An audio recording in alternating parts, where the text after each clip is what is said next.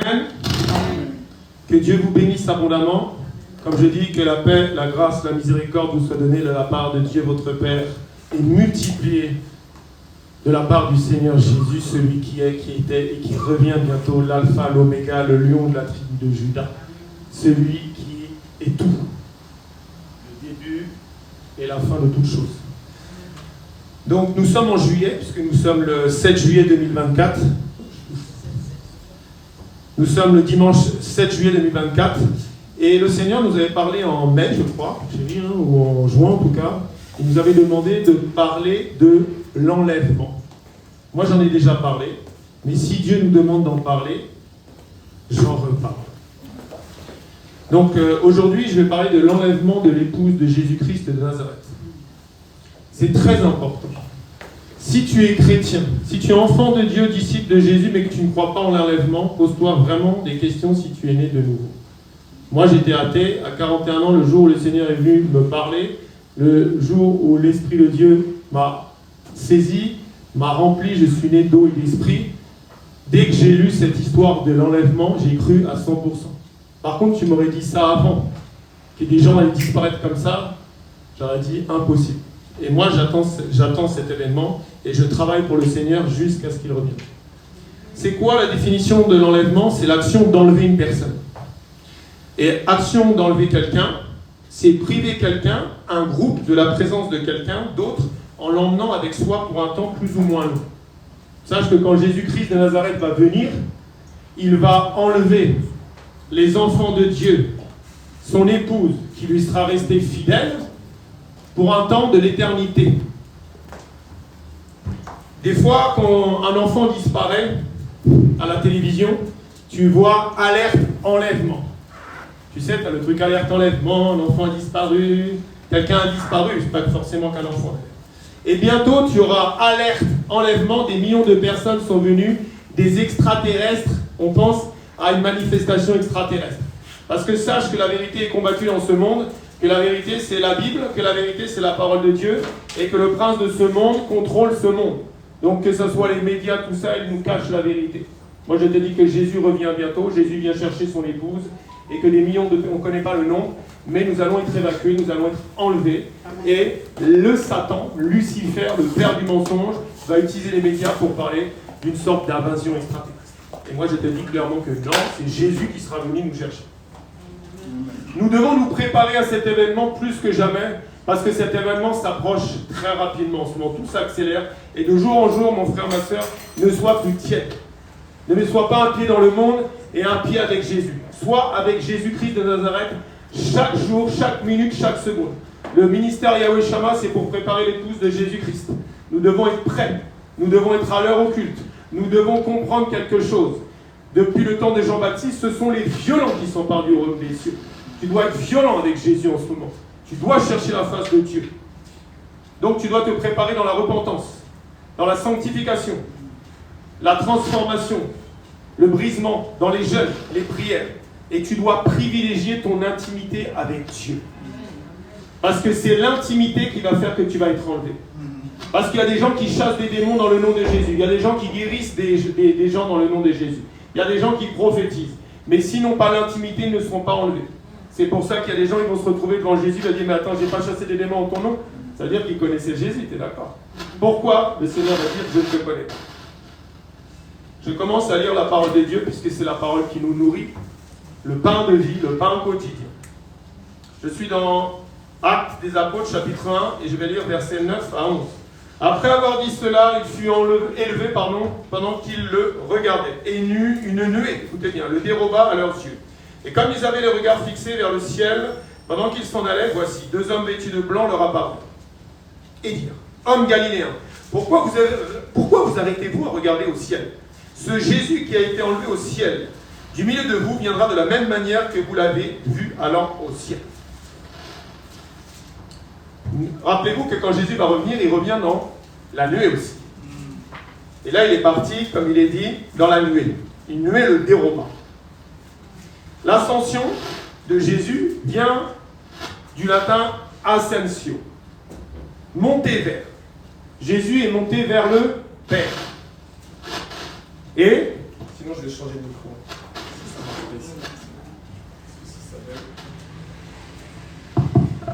Là, c'est mieux. Non, c'est bon.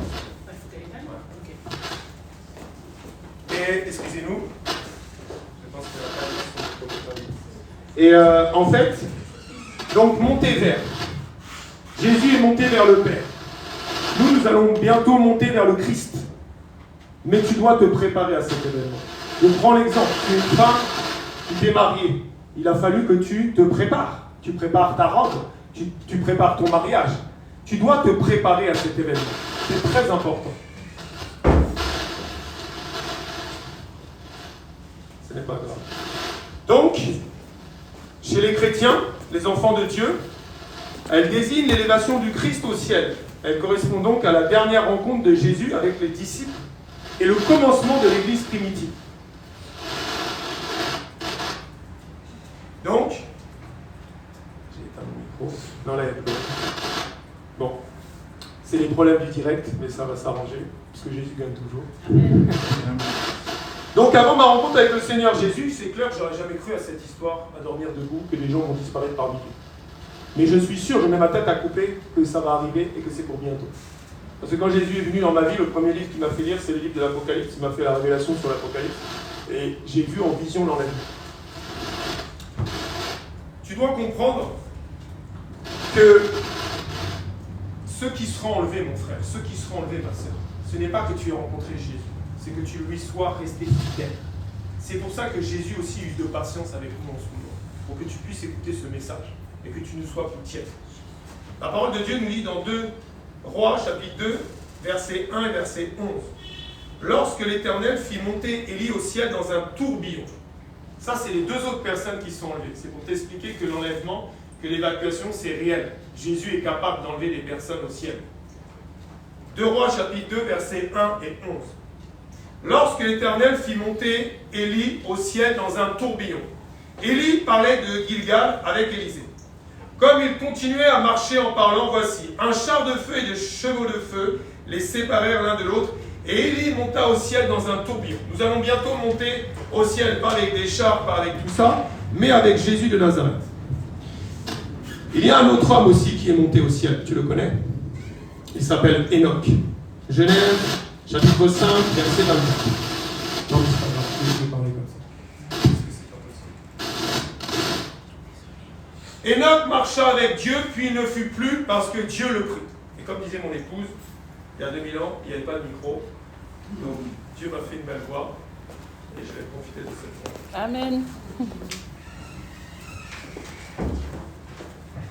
Puis il ne fut plus parce que Dieu le prit.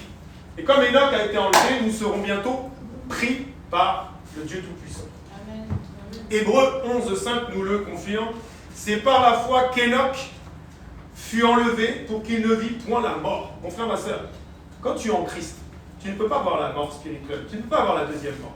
Tu peux être mort, pas là, mais des gens sont morts, mais ils ne verront pas la deuxième mort spirituelle. Ils attendent la résurrection des morts. Et d'ailleurs, nous ne les devancerons pas, nous les vivants, si ça arrivait maintenant, l'enlèvement. Et je t'explique. C'est par la foi qu'Enoch fut enlevé pour qu'il ne vit point la mort et qu'il ne parut plus parce que Dieu l'avait enlevé. Car, avant son enlèvement, il avait reçu le témoignage qu'il était agréable à Dieu. Vous savez, la Bible, il faut la lire tous les jours. Pourquoi il était enlevé? Parce qu'il était agréable à Dieu. Est-ce que ton cœur est agréable à Dieu? Lui qui sonde le cœur et les reins? Est-ce que tu le mets avant toute chose? Lui qui a dit, si tu aimes ton fils plus que moi-même, tu n'es pas digne de me suivre. Lui qui a dit, si tu ne portes pas ta croix. Lui qui a dit, si tu cherches la faveur des hommes, tu n'es pas mon disciple. Comment est ton cœur aujourd'hui? Le cœur d'Enoch était agréable à Dieu. Et Dieu vient chercher les gens qui lui sont agréables. Et tu ne peux pas mentir à Dieu. Moi, j'ai toujours dit dans cette église avec mon épouse, moi, je préfère qu'on soit 3 dans cette église, mais qu'on soit 3 enlevés et qu'on aille au ciel. Et des églises de 10 000 personnes, ou peut-être qu'il y en a que centaines qui vont être enlevées. Ah oui, moi, je veux vous préparer à l'enlèvement de l'épouse de Jésus-Christ. En esprit, en vérité, et avec la parole de Dieu. C'est pour ça que si ceux qui sont là depuis un moment, vous regardez que ce ministère aussi est très combattu, que le diable a peur de ce ministère, c'est pour ça que le diable envoie des agents, entre guillemets, parce qu'il sait que la vérité est ici. Le diable ne vient pas combattre les ministères où la vérité n'est pas prêchée. Parce que c'est pour ça que regarde toujours, demande toujours à Dieu Où est-ce que je dois te servir? Où est-ce que je dois t'attendre? Où est-ce que je dois aller, Jésus? Ne viens pas pour me voir moi, ne viens pas pour voir la pasteur. Viens parce que tu sais que la face de Dieu est ici, et que la présence de Dieu est ici, et que la vérité est prêchée. L'enlèvement de Jésus. Moi, je l'ai vu. Je l'ai vu. J'étais en train de prier comme ça dans une église. Je priais comme ça. J'avais un pasteur, c'était une église sud-américaine. Et j'ai vu comment les gens vont être enlevés. Mon frère, ma soeur, ça va être terrible. C'est pire qu'une fraction de seconde. C'est pire qu'un clignement de cils. D'ailleurs, j'ai eu peur parce que j'étais en train de prier. J'ai eu peur. Et d'ailleurs, tout le monde est venu me voir et me dit, et moi, j'ai été enlevé. Tout le monde s'inquiète. Donc, ce n'est pas des blagues. Nous serons enlevés comme ça dans un clignement de cils. L'enlèvement, donc, c'est l'évacuation, si tu préfères. L'évacuation de l'épouse de Christ vers, pour l'éternité. Et dis-toi que c'est cet événement qui va créer la pire période que cette terre n'ait jamais connue. L'arche de Noé, il fallait que l'arche soit fermée pour que le déluge tombe. Il fallait que Noé soit en sécurité avec sa femme, ses 3 fils, ses 3 belles-filles, avant que le déluge tombe. Avant que le feu tombe sur Sodome et Gomorrhe, il fallait que Lot soit extrait, parce qu'Abraham avait intercédé. Et nous, épouses de Christ, avant que la pire période que cette terre n'ait jamais connue, il faut qu'on soit enlevé. Je te le dis. Mais dès qu'on sera enlevé, l'épouse de Christ n'intercédera plus sur la terre. Les démons vont se montrer comme ça physiquement. Ça sera terrible. C'est pour ça qu'elle ne reste pas ici. Moi, je ne reste pas là. Ah non, moi, je ne reste pas ici.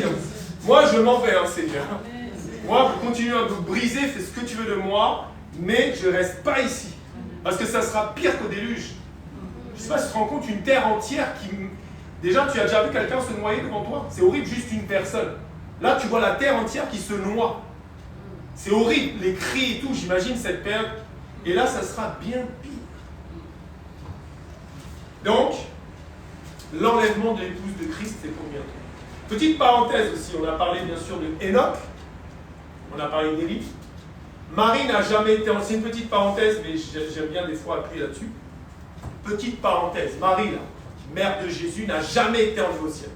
Jamais. Elle est morte, elle attend la résurrection des morts, elle ne peut entendre aucune prière. Et c'est important que je le dise, parce que je suis là pour prêcher la vérité. Et beaucoup de gens vont en enfer parce qu'ils idolâtrent une créature, le Dieu créateur.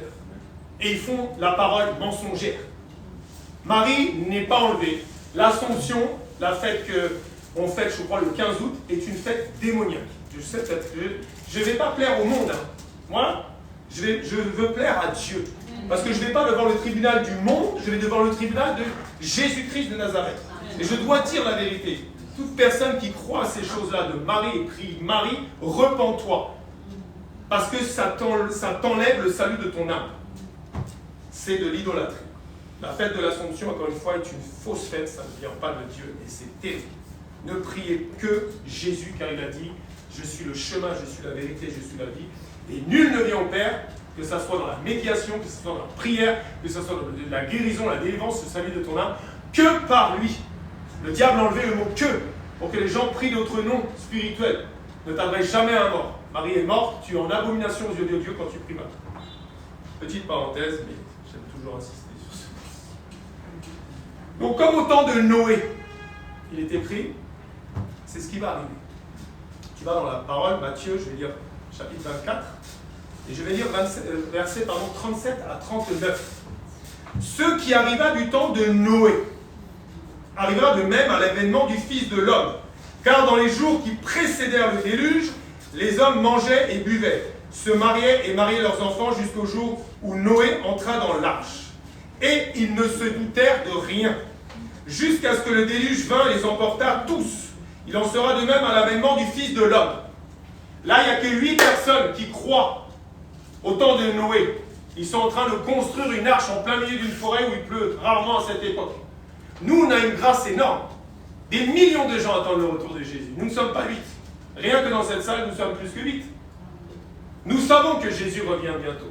Mais il est dit clairement que les gens mangent, ils boivent, ils se marient, ils marient leurs enfants. Ils sont tellement aveuglés par le prince de ce monde. Ils profitent des choses du monde. Et l'enlèvement. Et là, c'est terrible pour eux. Parce qu'il y en a qui ont entendu parler de l'enlèvement. Moi, je parle de l'enlèvement dans les rues avec des micros. Ils entendent ce message, ils disent, c'est encore le cinglé d'évangéliste qui est dans les rues de Paris. Mais c'est vrai ce que je dis. Et c'est pour bientôt. Comme au temps de Noé, Seigneur, tu reviens bientôt. Donc il faut qu'on soit intègre avec le Seigneur. Je te le dis clairement. Le diable combat la croix. Le diable combat aussi cet enlèvement.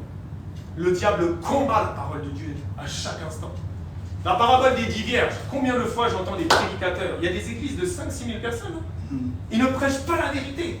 Ils disent, mais non, ça c'était... Non, l'huile dans la lampe, c'est savoir si ton chandelier va assez briller au moment où Jésus vient. S'il n'y a pas assez d'huile pour faire brûler la lampe qui représente le chandelier de l'Apocalypse, tu ne seras pas enlevé.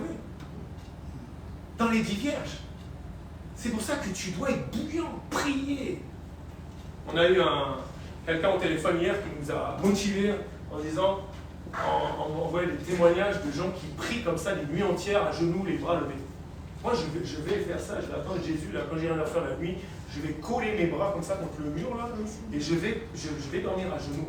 Ah oui, parce que si Dieu, là, il arrive un soir comme ça, je suis comme ça, c'est sûr, il va m'enlever. Ah oui, je ne vais pas rester. Ah non, moi, je ne reste pas ici. Donc, est-ce que tu as la foi, mon frère, ma soeur, que l'enlèvement, c'est réel et que c'est pour bientôt?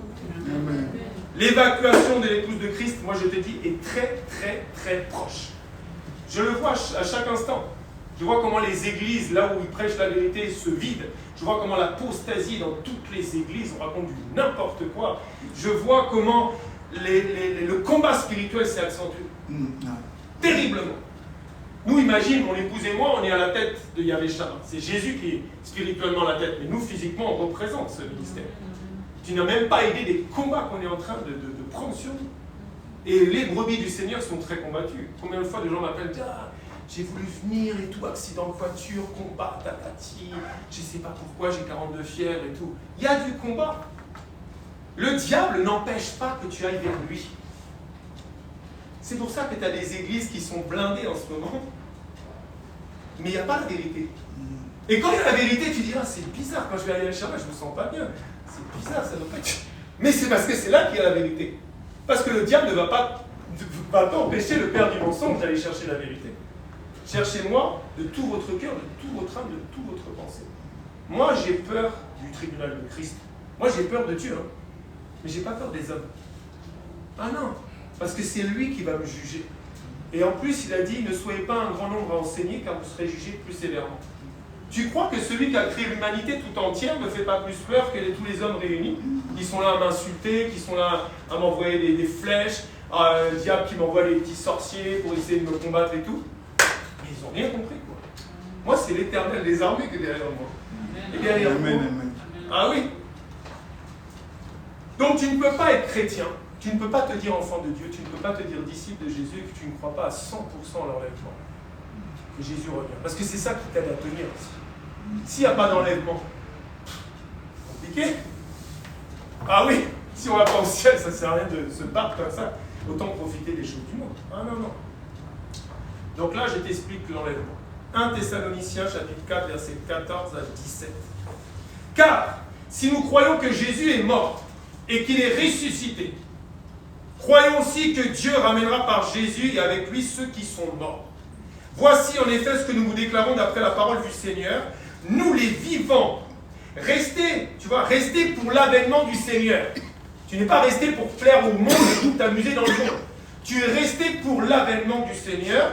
Nous ne devancerons pas ceux qui sont morts. Car le Seigneur lui-même a un signal donné à la voix d'un archange et au son de la trompette de Dieu. Descendra du ciel et les morts, écoute bien, les morts en Christ, hein. Pas les morts qui sont nés, qui n'ont pas reçu Jésus. Hein. Moi, je t'ai dit que tous ceux qui sont morts, qui ne sont pas nés de nouveau, vont en enfer. Le jugement, il se passe quand on est vivant sur la terre. C'est pas le jugement genre, il y a le purgatoire, si tu as encore un petit peu de péché, ils vont t'enlever. Non, si tu meurs sans Jésus-Christ de Nazareth, tu n'es pas né de nouveau, tu n'es pas un enfant de Dieu, tu vas en enfer automatiquement. Et c'est terrible, tu vois bien qu'il y a beaucoup plus de gens en enfer qu'au ciel. C'est pour ça que Jésus a dit « Efforcez-vous de rentrer par le chemin étroit, car larges sont les voies qui mènent à la perdition. Tu compares un chemin étroit, déjà un chemin avec une voie. Tu vois les voies d'autoroute là, 4 voies là. Et quand tu es sur la petite départementale, des fois tu te dis, ouais, comment. L'autre fois j'étais avec mon époux, j'ai dit, ouais, mais attends, c'est à double sens ça, mais comment je vais croiser si je croise une voiture? Tellement que la départementale était petite, avec un champ à droite et un champ à gauche. Il faut bien comprendre la parole de Dieu. Efforce-toi, mon frère, ma soeur, de rentrer par ce chemin et d'y rester. Parce que larges sont les tentations de l'ennemi, Satan, là. Il emmène plein de monde. Il est vaincu, Satan. Jésus a dit, tout est accompli. Lui, le seul truc qu'il peut faire maintenant, c'est faire du mal à Dieu et d'emmener le maximum de monde avec lui. C'est pour ça qu'il doit résister, résister et résister encore. Ensuite, nous les vivants, qui seront restés. Nous serons tous ensemble enlevés avec eux sur des nuées, à la rencontre du Seigneur dans les airs, et ainsi nous serons toujours, moi j'aime bien le mot toujours, dites toujours, pour l'éternité avec le Seigneur. Et si tu regardes aux informations, en ce moment, il y a de plus en plus de trucs bizarres. Là j'ai carrément vu des gens dans un avion, ils ont carrément pris des photos d'une soucoupe volante, vous avez vu ça? Donc là, le diable, c'est la fin. Il est en train de préparer ses petites ruses. Vous allez entendre parler de plus en plus parler des soucoupes volantes. Oh, phénomène extraterrestre, on a vu un truc passer, mais c'est pas une météorite, on ne sait pas, ça doit être un vaisseau spatial. Non, non, non. Ça, c'est la ruse de Satan dans le 2e ciel. Parce que Satan siège au 2e ciel. Dieu au 3e. C'est pour ça que l'apôtre Paul disait, et j'ai vu plusieurs fois le 3e ciel, la présence de Dieu. Mais le 2e ciel, Satan y est. Il nous fait ces petits trucs. Hein. Il ne fait pas que les apparitions démoniaques. Je suis l'immaculée conception, des trucs comme ça. Il fait des apparitions dans le 2e ciel pour nous tromper. Ah, Satan. Parce que lui, il sait où il va passer l'éternité. Lui, c'est déjà scellé son éternité. Mais toi, tu dois résister. Et comme au temps de Sodome, il fallait donc que Lot soit extrait avant que le feu du ciel tombe. Lot et sa famille donc avaient trouvé grâce aux yeux du Père par les prières d'Abraham. C'est pour ça qu'on doit beaucoup intercéder les uns les autres. Tu dois intercéder. Je parlais à un frère hier au téléphone. Ce témoignage, je l'ai donné plusieurs fois. Cet homme de Dieu, Dieu l'a emmené en esprit comme ça. Il lui a dit, regarde la belle maison que je suis en train de te préparer au ciel. Le gars, il remplit des stades dans le monde entier. Il prêche. Les paralytiques sortent. Les gens, les morts ressuscitent et tout. Très utilisé dans le monde. Oh. Et puis il regarde, il dit, il voit une maison encore plus grande que la sienne. Il dit, attends, Seigneur, c'est à qui cette... Lui, il s'est dit, c'est qui? C'est pour tous les pasteurs, c'est pour qui cette maison? Il lui dit, non, ça c'est pour une dame qui est au fond de ton église, en fauteuil roulant. Tu vois, il y a une femme qui est au fond de ton église en fauteuil roulant. Elle ne cesse d'intercéder pour toi. Lui, il ne le savait pas. C'est là où il a la révélation. Et donc quand il est revenu comme ça, le jour où il y a le culte, il est venu voir cette dame, il dit, bon, tu sais que Dieu m'utilise beaucoup hein, dans la guérison, tout ça, est-ce que je prie pour que tu sortes de ton fauteuil? Elle dit non. Donc il dit, mais pourquoi? Parce qu'il ne lui a pas donné la vision qu'il avait. Il a dit, parce que si je sors de mon fauteuil roulant, je vais avoir envie de faire des choses que je ne faisais pas dans mon fauteuil roulant. Et je ne cesse d'intercéder pour toi, jour et nuit, nuit et jour, pour que le Seigneur t'utilise. Donc ne néglige pas l'intercession. C'est pas parce que tu ne parles pas derrière la chair, c'est pas parce que tu ne vas pas évangéliser. Tu vas intercéder quand moi je vais évangéliser, tu seras doublement. Parce que c'est grâce à ça qui va actionner ça, c'est pas par mes propres forces, c'est par l'Esprit de Dieu. C'est pour ça que vous devez beaucoup intercéder pour mon épouse et moi. Parce que nous avons besoin de votre intercession dans ce ministère. C'est votre intercession qui va faire que ce ministère va avancer. C'est très important. L'intercession. Jésus ne cessait d'intercéder. D'ailleurs, c'est marqué, il ne cesse d'intercéder. Vous êtes criblés comme du froment. Moi, je suis à la droite du Père, je ne cesse d'intercéder pour vous. Mais nous devons intercéder les uns pour les autres. Et tu dois intercéder pour les pasteurs, pour Marcelo Tunasi, tous ces gens-là, tu dois intercéder pour eux. C'est très important. Donc, l'épouse de Christ, c'est l'ensemble de tous les enfants de Dieu. Nous sommes d'accord, qui sont nés de nous. Ceux qui ont accepté Jésus par révélation. Parce que tu ne peux pas aller à Dieu s'il ne t'appelle pas. Tu peux choisir, je suis religieux, moi je suis agnostique, moi je suis athée, moi je suis bouddhiste, hindouiste, moi je suis... Mais ça c'est la religion. Ça c'est les choses que Satan t'offre. Qu'est-ce que tu veux? J'ai toute une panoplie. Mais quand Jésus t'appelle, c'est autre. C'est Dieu qui t'appelle, c'est Dieu qui te fait devenir enfant de Dieu. Ça vient de Dieu, ça ne vient pas des hommes, ça ne vient pas de tes parents, ça ne vient pas de ta chair. Tu n'as aucun mérite à être devenu enfant de Dieu, c'est Dieu qui l'a permis. Par contre, après, tu dois persévérer le bon combat de la foi. Et tu dois mener la course comme Paul a dit. Ah, j'ai mené mon corps durement. Ah oui, moi je vais mener mon corps durement. Je vais m'attacher les bras pendant 36 heures. Ah oui, je te le dis. Parce que j'ai compris ça hier, l'apôtre Paul. L'apôtre Paul était dur avec son corps. Comme je disais, j'ai eu cette vision donc, quand j'étais dans cette église. Je fermais les yeux comme ça. Et c'était vraiment effrayant. Je me suis dit, waouh, mais ceux qui vont rester, ça va être horrible. Parce que c'est vrai qu'on pourrait parler d'enlèvement pendant des cultes et des cultes. Mais je prends juste un exemple. Imagine, tu es dans un avion, le pilote, le copilote, tout ça, ils sont enfants de Dieu, ils sont restés fidèles au Seigneur. Qui va faire atterrir l'avion? Parce qu'il n'y aura plus le Saint-Esprit non plus. Et un jour, j'avais fait un jeûne, j'avais dit Seigneur, c'était après ma conversion, j'avais dit Seigneur, je vais faire un jeûne, ouais. Et je veux vivre quelque chose aujourd'hui. J'ai fait un jeûne. Je ne pouvais pas trop jeûner à l'époque parce que, bref, j'étais avec des gens qui mangeaient beaucoup. Et je me suis endormi et j'ai vu comment Dieu regroupe toutes les troupes pour l'enlèvement. C'est incroyable, j'ai vu un truc plus grand que le soleil, c'était le Seigneur. Et devant, il y avait des milliards, je ne sais pas combien ils étaient tous alignés comme ça, prêts. Tu sais, c'était des anges, quoi. Mais c'était incroyable, ce songe. Donc, et je te dis clairement que plusieurs personnes dans cette église sont venues me voir et ils ont rêvé de l'enlèvement. Il y en a qui ont rêvé qu'ils étaient enlevés, il y en a d'autres qui ont rêvé qu'ils n'étaient pas enlevés. Ben, ça devrait les motiver pour s'accrocher encore plus à Dieu et ne pas leur faire peur. Donc c'est pour quand? Parce qu'il y a des gens qui disent, alors c'est pour juillet 2025, c'est pour janvier 2026. Je pense que c'est là, il y a les élections législatives. Peut-être ça va arriver demain. Parce que j'en entends tout et n'importe quoi. Les prophètes sur TikTok, ils te donnent carrément des dates. Matthieu 24, 42. Veillez donc, puisque vous ne savez pas quel jour votre Seigneur viendra. Toi, tu dois veiller, tu ne dois pas savoir quand il va revenir, puisque tu ne veux pas le savoir. Matthieu 25, 13. Veillez donc, puisque vous ne savez ni le jour ni l'heure. Et la parole de Dieu nous dit dans Matthieu 24, 36, 37.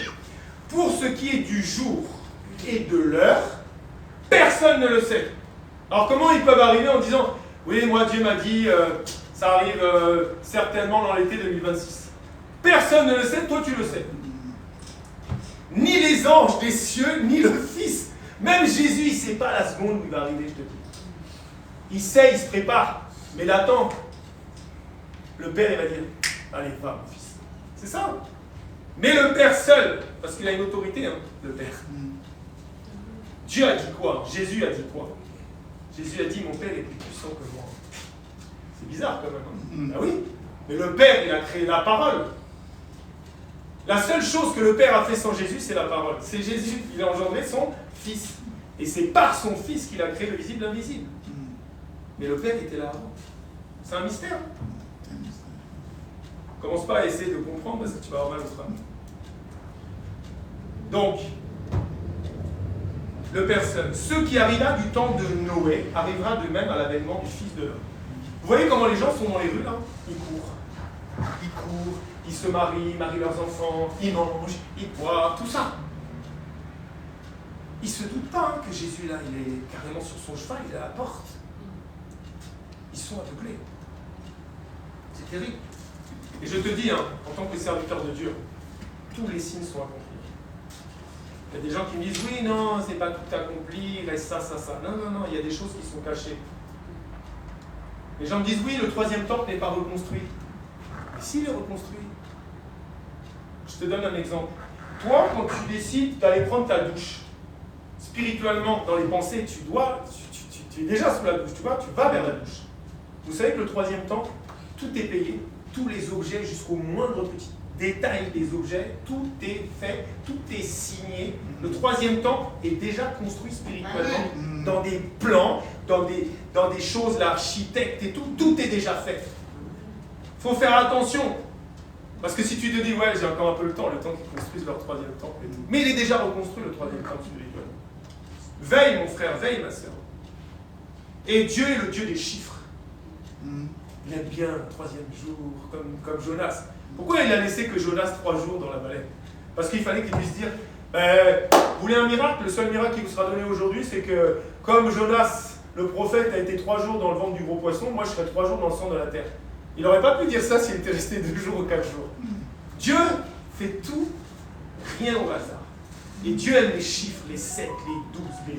Allez, plonge-toi 7 fois, Naaman, fais ça, tournez 7 fois, et le 7e jour, retournez 7 fois, gardez silence, je combattrai pour vous. Tout est là-dedans. Et tu sais qu'il y a un soir et un matin, ce fut le premier jour. Tu sais qu'un jour est comme 1000 ans. Et si tu calcules, parce que tout est écrit, hein. On sait combien de temps ont vécu tel, à quel âge ils ont. Tu peux calculer la chute d'Adam. Tu peux le calculer dans la Bible. C'était il y a 6000 ans. Pourquoi je dis ça? Parce que il y a eu un soir, il y a eu un matin.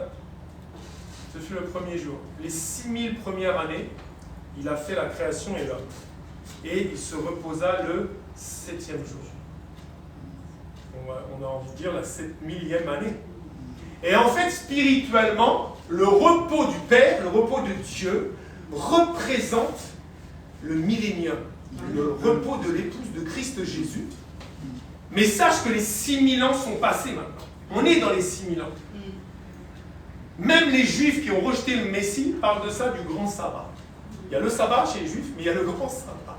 Le grand sabbat, c'est ça. C'est-à-dire qu'ils ont des révélations, mais je ne sais pas, ils sont aveuglés. Tant que Dieu ne leur ouvre pas leur esprit, que la Torah n'est que l'ombre des choses qui devaient venir, que la nouvelle alliance, c'est l'accomplissement de l'ancienne alliance, ils sont aveuglés. Et ça, tu peux juste prier pour eux.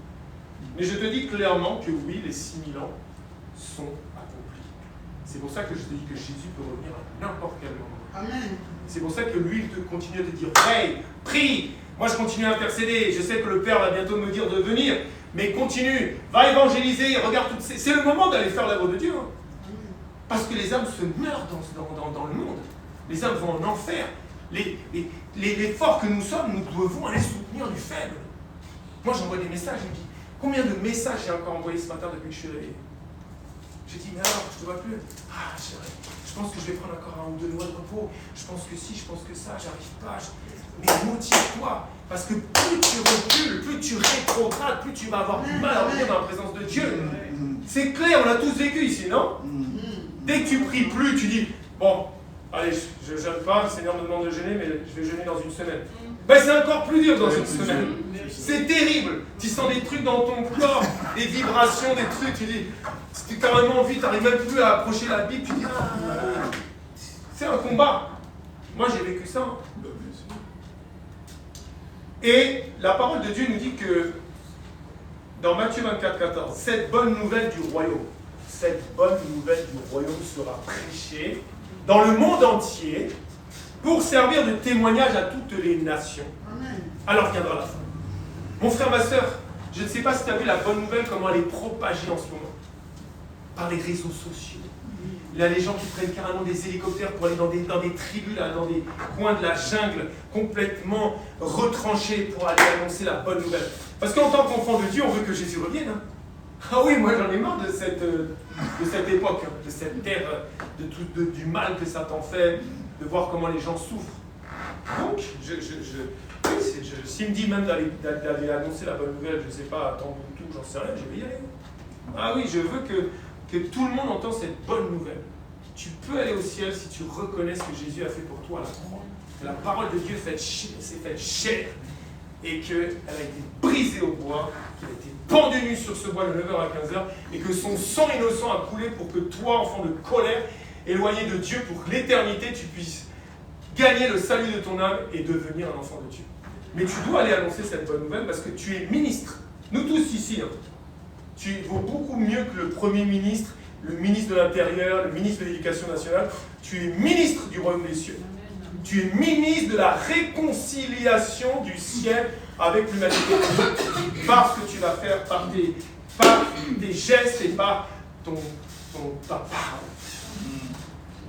Donc les 6000 ans, on a Adam, Abraham. En plus, c'est tellement incroyable parce que c'est des 2000 ans. On a Abraham à la croix. 4000 ans, et la croix aujourd'hui fait 2000 ans. En petite parenthèse, moi je ne croyais pas en Dieu avant. Moi, je croyais qu'on était là depuis des centaines de millions d'années, 4 milliards, 4,5, ils enseignent ça, l'éducation nationale, 4,5 milliards d'années, les Cro-Magnons, je sais pas quoi. Mais quand je regarde les chiffres, je me dis, mais comment j'ai pu croire ça pendant si longtemps? On est en 2024, en 1900, on était à peine 1 milliard. Quand tu regardes en 1750, on était 300 millions. Mais si on était là même depuis, allez, je vais dire 50 millions, on serait déjà à 100 milliards. C'est mathématique. Et il faisait beaucoup plus d'enfants avant. Mais le diable, il est tellement... Il nous attaque, oui, mais parce qu'il vivait moins vieux, il y avait plus de maladies. Non, non, non. Moi, je sais qu'il y a à peu près 6000 ans, Ève a croqué le fruit des fonds. C'est tout. Et même si je suis seul à croire ça sur la terre, moi, je continue à me balader avec la parole. Ah oui, vous pouvez croire ce que vous voulez. Moi, je crois à la parole de Dieu. Et je crois à ce qui est écrit dedans tout le temps. Est-ce que tu es prêt, mon frère, ma soeur, à résister? Je vais parler d'un homme. Ça fait William Marion Branham. On dit que c'est un prophète authentique. On sait qu'il est né en 1933. Pourquoi je parle de lui? Parce que il a été visité par un ange. Alors moi, les trucs de Branhamis, tout ça, moi, ça ne m'intéresse pas. Je ne parle pas de ça je parle pas de ça pour ça. Mais il lui a dit quelque chose, l'ange. Il lui a dit, comme Jean-Baptiste est venu pour annoncer la première venue du Christ, repentez-vous, le royaume de Dieu est proche. Toi, tu es mon prophète pour annoncer la deuxième venue de Jésus. Mais lui, il a tellement cru à son message que lui, quand tu l'entends prêcher, il faisait même un peu peur. Il disait, non, mais je sais que je vais le voir, le gars. Le Seigneur. Je sais que moi, Branham, de mon vivant, il va revenir. Il y a des... Et regarde, il est mort il y a 60 ans, j'en sais rien, mais en tout cas, il y a longtemps. Donc, ce que je voudrais te dire, c'est que ce n'est pas des blagues, il faut veiller. Le diable te dit de ne pas veiller parce que Dieu te dit de veiller. Le diable te dit de ne pas prier sans cesse parce que Dieu te dit de prier sans cesse.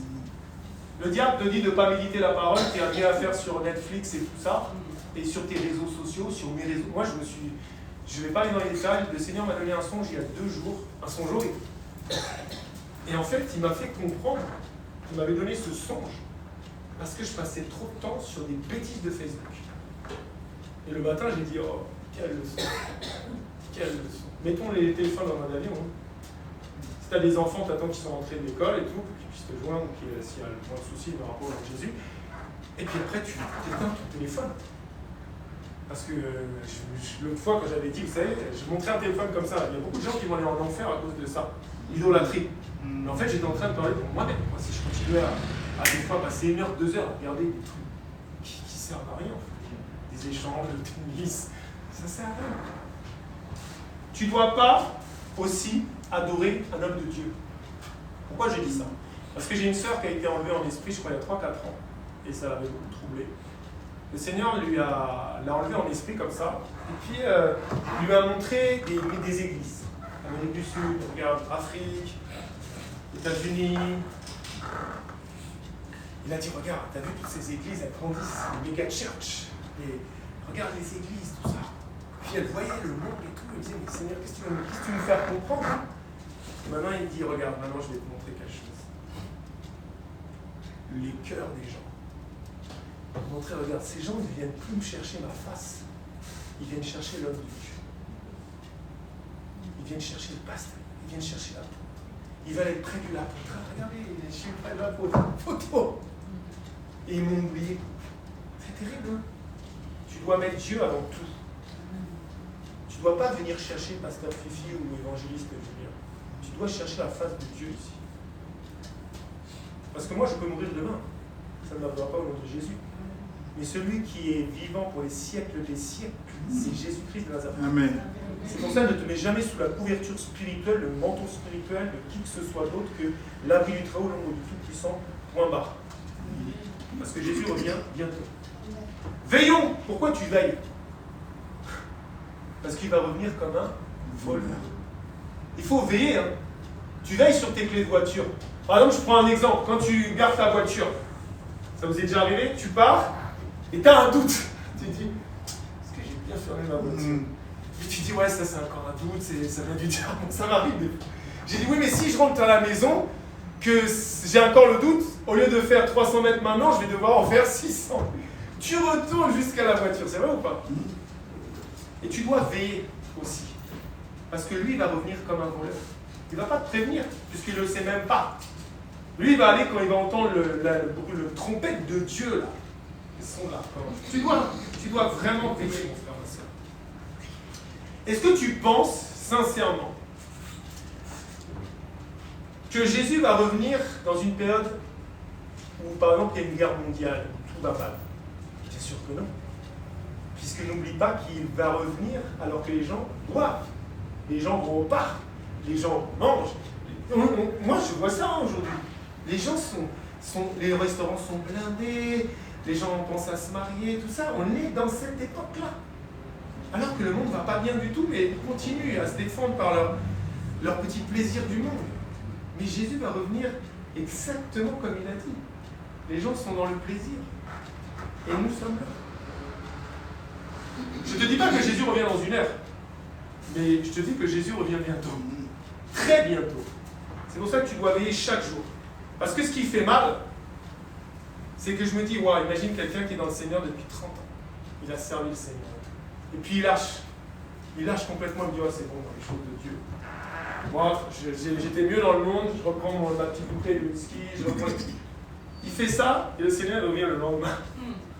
Le gars, il est resté 30 années à servir son Dieu. 30 années, et il lâche, et le Seigneur revient. Et il se tape la pire perte que cette terre n'ait jamais connue. Non, il faut vraiment veiller. Donc, frères et sœurs, tu dois quitter les choses du monde. Puisque Jésus a dit, j'ai vaincu le monde. Le prince de ce monde, c'est Satan. Et que nous devons être la lumière du monde. La lumière, c'est la vérité. Même si tout le monde te rejette, même si tout le monde te haït, te persécute, tu dois continuer à annoncer la vérité. Parce que la vérité, comme disait Platon, c'est ce qui a le plus combattu. Donc, quand tu dis la vérité, même si tu n'es que 3, c'est pas grave. Reste avec les 3 qui veulent continuer à dire la vérité.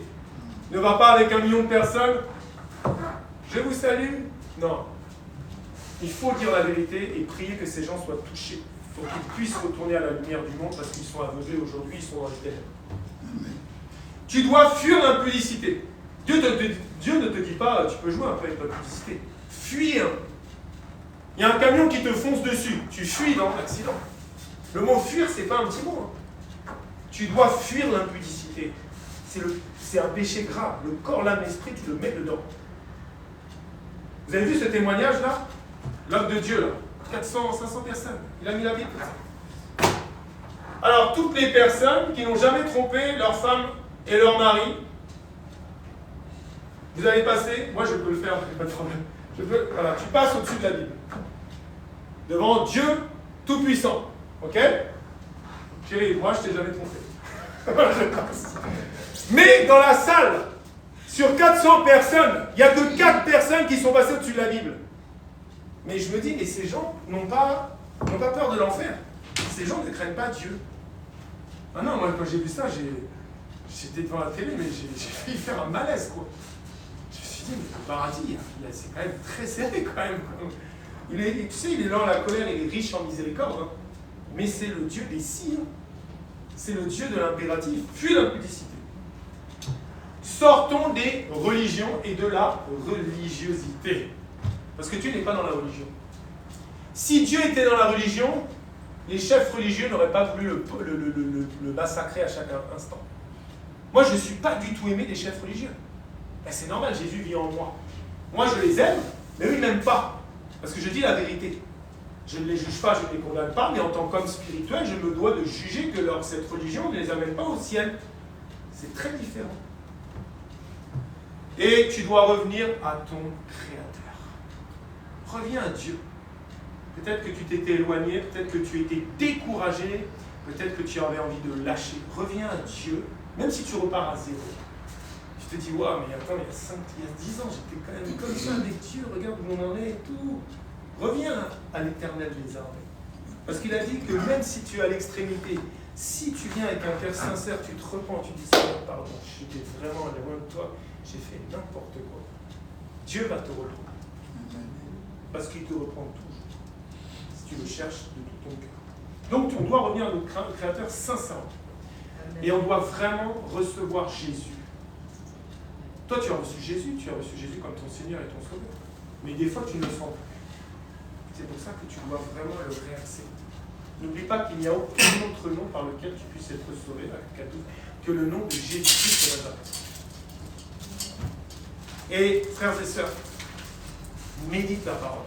Si tu sens que tu dis, voilà, tiens, j'ai une demi-heure pour lire la parole, mais tu sens les résistances, c'est un esprit du Nord, même il peut te donner des migraines, parce que m'est déjà arrivé une fois, dès que je prends un truc, des migraines horribles. Ah, tu veux m'empêcher de lire la Bible une demi-heure? Eh ben moi, je vais lire plus 2 heures. Amen. Ah oui, tu dois être violent. C'est pas une blague, hein. Depuis le temps de Jean-Baptiste, ce sont les violents. Amen. Violent, c'est violent. C'est mettre des patates à Satan, tu vois ce que je veux dire? Parce que lui, il ne veut pas que tu médites la parole. Lui, il ne veut pas que tu aimes ta femme. Parce que ça aussi, c'est pareil, petite parenthèse. Combien d'hommes me disent, mais ma femme ne m'est pas soumise. Oui, mais spirituellement, toi, est-ce que tu l'aimes? Parce que si on cherche un petit peu, si spirituellement, Dieu a dit aimer vos femmes, mari et femme soient soumises, si tu aimes ta femme, elle est obligatoirement soumise, c'est un équilibre du monde spirituel. C'est pour ça, moi j'aime bien faire des petites parenthèses, c'est pour ça que dans des systèmes religieux, on parle de beaucoup de pédophilie. Parce que Dieu a dit, l'homme quittera son père et sa mère, s'unira à sa femme, ne feront qu'une seule chair. Dieu est pour le mariage. Il y a des gens qui disent, moi je sers Dieu, mais Jésus était célibataire, je reste célibataire. Et à côté de ça, tu commences à toucher et à faire de la pédophilie. Tu vois bien qu'il y a un problème. C'est ça le problème. C'est des gens qui sont tronqués par l'ennemi. Il use de patience. J'accélère. 2 Pierre 3,9. Le Seigneur ne tarde pas dans l'accomplissement de la promesse, comme quelques-uns le croient, mais il use de patience envers vous, mon frère, envers vous, ma sœur, envers moi-même. Ne voulant pas qu'aucun périsse, mais voulant que tous arrivent à la repentance. Le message de la repentance n'est plus prêché. Oh, mais il t'a déjà pardonné. Mais qu'est-ce qu'il est en train de dire, Dieu? Il use de patience parce qu'il veut qu'on se repente. Quand tu ne sais pas quoi prier, mets-toi à genoux pendant toute la nuit, tu demandes pardon, la miséricorde. Hébreux 12, 14, verset très combattu par Satan en ce moment. Recherchez la paix avec tous et la sanctification, sans laquelle personne, je dis bien personne, ne verra le Seigneur. Donc le Seigneur, c'est le bon potier de ta vie, il est en train de te transformer pour que tu ne loues pas le ciel. C'est ça le plus important ici sur terre. Il travaille nos cœurs. Donc vu que le temps a vraiment accéléré, je voulais parler du bon potier, mais je ne vais pas avoir le temps. Je vais parler vite fait. Jésus a dit dans 1 Pierre 1,16, vous serez saints car je suis saint. Abandonne-toi au Seigneur, car le Seigneur qui vit en toi par son esprit, c'est l'Esprit Saint. Et il travaille en toi. Même si tu vomis, même si tu n'es pas bien, même si tu as des choses bizarres, laisse-le travailler. Parce que quel père ne châtie pas son fils qu'il l'aime? Dès que Dieu vient dans ta vie, tu passes des moments plus compliqués qu'avant de le connaître. Tu as remarqué? Parce que lui, il te sert en fait. Tu dis, ah, c'est bizarre, moi j'arrive à faire ça. Ah, c'est dur, Seigneur. Et je t'aime, mon fils. Je te transforme. Je suis ton créateur. Je suis en train de toucher ton âme. C'est ça que nous raisonnons tous. Laissons le bon potier faire son travail minutieux, exceptionnel en chacun d'entre nous, parce que tout ce qu'il commence, il le fait à perfection. Donc, je viens de marquer si tu n'as pas reconnu le Seigneur pour faire la prière de repentance, mais je pense que tout le monde a reçu le Seigneur ici. Donc, voilà. En tout cas, si tu es ça, sur cela et que tu n'as jamais reçu Jésus, contacte le ministère Yahushama. Si tu n'as jamais rencontré Jésus, tu peux nous appeler après. Et mon épouse et moi, les frères et les sœurs ici présents, te conduira dans la prière et on t'expliquera c'est quoi naître de nouveau et recevoir Jésus-Christ en esprit en vérité.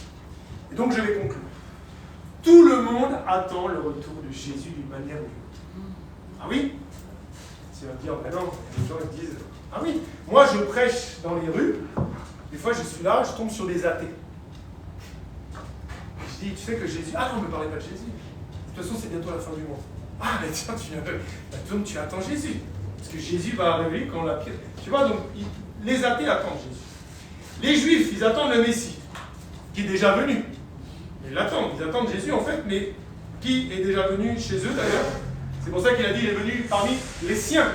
Il est venu chez les siens, mais ne l'ont point reçu.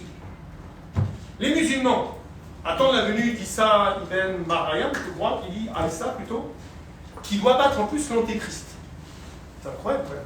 Et les chrétiens donc attendent la deuxième venue de Jésus pour l'enlèvement de l'Église, de Jésus-Christ. Mon frère, ma soeur, sens qu'il y a une guerre qui s'approche. Si tu es un homme spirituel, si tu es une femme spirituelle, tu vois que le monde spirituel est en route. Tu vois que Satan est en action comme jamais il a été, parce qu'il est en colère, parce que lui, il sait qu'il lui reste peut-être au temps de Dieu quelques secondes avant qu'il soit jeté là, dans le lac de feu. C'est pour ça que le combat s'est accéléré. C'est pour ça que tu dois être avec les bonnes personnes aujourd'hui pour attendre Jésus, pour prier, jeûner et envoyer le feu. L'heure, il est plus qu'avancé aujourd'hui. Donc c'est le temps aussi d'aller gagner des âmes. Parce que comme disait mon épouse, serre l'Éternel, il te bénira. Il te protégera. Et il éloignera la maladie de toi. Ce n'est pas tes prières. Le feu. Non, sers Dieu. Va prêcher dans les rues. Ah, allez. Tu crois que Dieu ne va pas te protéger si tu ne le sers pas? Tu crois que Dieu ne peut pas... Il est derrière sa parole toujours pour la confier. Tu crois que tu vas prendre un micro comme ça, République, repentez-vous, Jésus revient bientôt, tu vas annoncer la vérité, et Dieu ne s'intéresse pas à toi. Qu'est-ce qu'il raconte, lui? Ah, non. Oh, regarde, le frère, là, il est là, il est en train de prêcher. Ah, je vais bien prendre soin de lui. Hein. Allez, je multiplie les anges autour de sa famille. C'est ça ce qui se passe dans le monde spirituel. Tout sarment en lui, tout sarment en Jésus. Vous comprenez? Qui ne porte pas le fruit. Il le retranche. C'est pour ça qu'on doit servir Dieu. Nous sommes appelés pour servir Dieu. Nous ne sommes pas appelés pour les plaisirs de ce monde.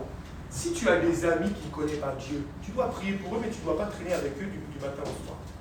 Et du soir au matin. Tu dois servir le Seigneur et tu dois être avec des gens dans le même esprit. Donc j'ai conclu. Parce qu'il est déjà 2 heures, ça passe. On va prier pour ne pas rater l'enlèvement. On n'a pas eu de micro aujourd'hui, mais j'ai une belle voix que Dieu m'a donnée. Priez, frères et sœurs. Seigneur Jésus, nous sommes ici pour chercher ta face. Concernant la décision la plus importante de notre existence, qui est la préparation pour ton glorieux royaume, Seigneur. Nous prions, Père, que tu viennes chercher dans chacun d'entre nous, dans nos cœurs, aujourd'hui, pour voir si quelque chose dans nos vies te déplaît, toi qui sondes le cœur et les reins. Nous te prions, nous te supplions de nettoyer minutieusement nos cœurs, nos vies, à toute addiction de la chair et de nos pensées. Seigneur, peux-tu nous aider? Peux-tu aider mon frère? Peux-tu aider ma soeur? Peux-tu aider mon épouse à enlever toute pierre d'achoppement qui nous empêche d'être de ceux qui vont être réunis dans les airs lors de l'enlèvement? Je comprends le prix inestimable que tu as payé à la croix, Jésus. Oh Seigneur, je comprends que c'était le plus grand prix qui peut exister pour moi. Avec dévouement, tu es descendu de ton trône doré pour moi, ma famille, mes amis, mes frères, mes sœurs. Et avec dévouement, tu es descendu de ton trône pour toute l'humanité. Tu as payé personnellement le prix pour chacun d'entre nous afin de nous libérer de la servitude du péché. Père, je te prie en ce jour, je reconnais la présence d'esprits menteurs qui nous chuchotent du matin au soir, qui nous chuchotent dans les songes, qui nous chuchotent la nuit. Dans le monde, que nous sommes dans une bonne posture. Je reconnais qu'il y a des esprits démoniaques partout qui chuchotent à nous les enfants de Dieu, que leur posture est bonne devant toi, que nous sommes élus alors que nous sommes pour l'instant appelés. Alors qu'en réalité, certains aspects dans nos vies doivent être traités immédiatement. L'esprit de l'Église est tiède en ce moment et se répand tout autour de moi, dans le monde entier. Je te demande de briser tout lien de tiédeur chez moi, y compris chez mon épouse, dans nos enfants, dans la vie de mon frère, de ma soeur. Nous voulons être bouillants pour toi, Jésus. S'il te plaît, Papa, au nom de Jésus, délivre chacun d'entre nous.